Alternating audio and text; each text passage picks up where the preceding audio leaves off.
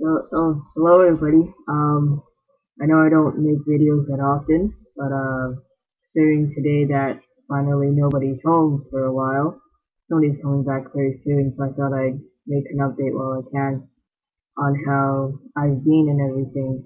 I may or may not at one point have mentioned the desire to want to stay in a more gender ambiguous zone and feeling that I had gone too far into the male side of things, perhaps being pressured by others around me that was the only acceptable way to do it. And I mean, I don't identify with being female or feminine at all, but to some extent I question my claimed masculinity when, as a Neutrois individual, I don't have a sense of inner masculine genderness. So, I mean, to some extent, this is kind of a personal experiment. Uh, it's a, I wanted to say political statement, but I don't think that's quite correct.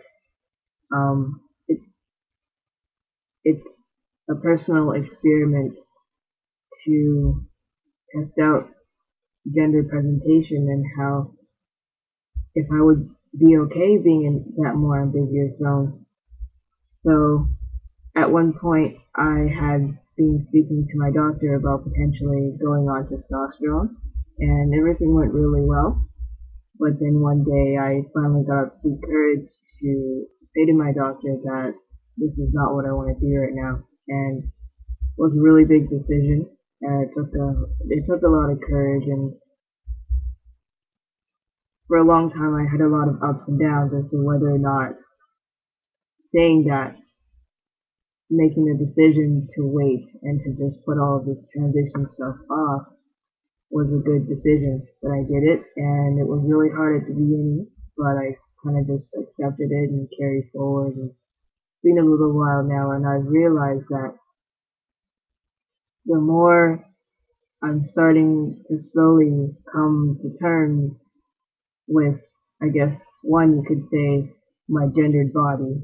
In this case, it's female gendered, but just a gendered body um, that's gendered in one way as something that's been very uncomfortable for me. So slowly starting to come to terms with that. Like, no, my body isn't changing right now and right away, and it's just going to be the way it is for a while to come, even if I'm uncomfortable with it.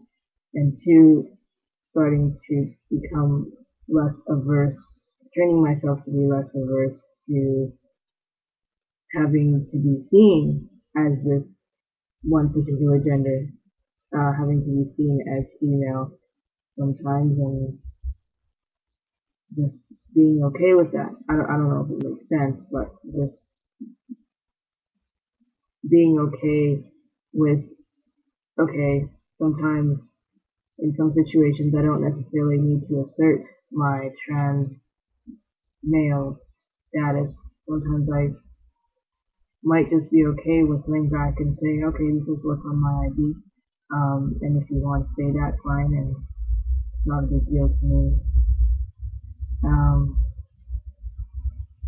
and I've noticed that the more I'm challenging myself to be comfortable with stuff like that, the more comfortable I've started to become with the idea of actually transitioning to male. Because before, for the longest time, I had a lot of ambivalence. I had a lot of ambivalence and thinking, well, why would I transition to male if I don't actually identify as one and all this kind of stuff? Why would I want to live as male if I don't actually identify as one? How could I be comfortable? And all that kind of stuff regarding identity, and a lot of confusion and a lot of just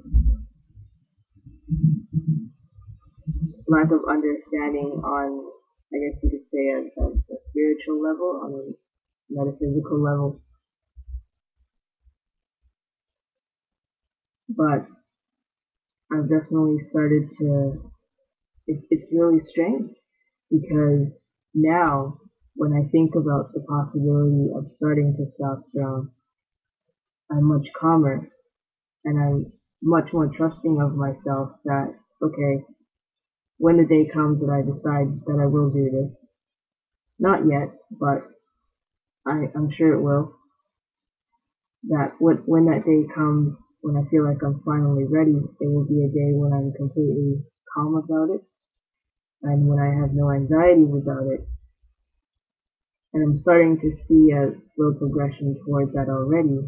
But for me, that path towards calmness and of just intrinsically knowing that this is what I need to do without a lot of strange anxieties popping up everywhere is first by accepting that my identity is a gender neutral state and to actually live it and to actually embody it and to actually acknowledge that part of myself first.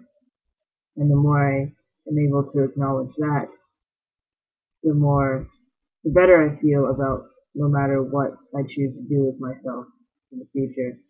And I think that's the main point of all of this is that I had I have to accept myself first, and based on that acceptance, no matter how I live, no matter how I choose to actually live, whether it's as a gender queer, a visibly gender variant person, or as a trans man, somebody who is at one point will be fully accepted into society as a male and passing 99.9% of the time, is that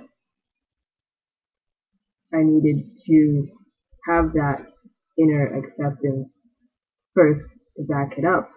So I will know and be confident that if I decide to do this, when I decide to do this, I won't lose who I really am in my doing this. And I think that that's where all of my anxiety and uncertainty in the past was coming from, was because I have not yet learned to fully acknowledge my real gender identity. I was always trying to fit in and trying to be like the typical trans guy.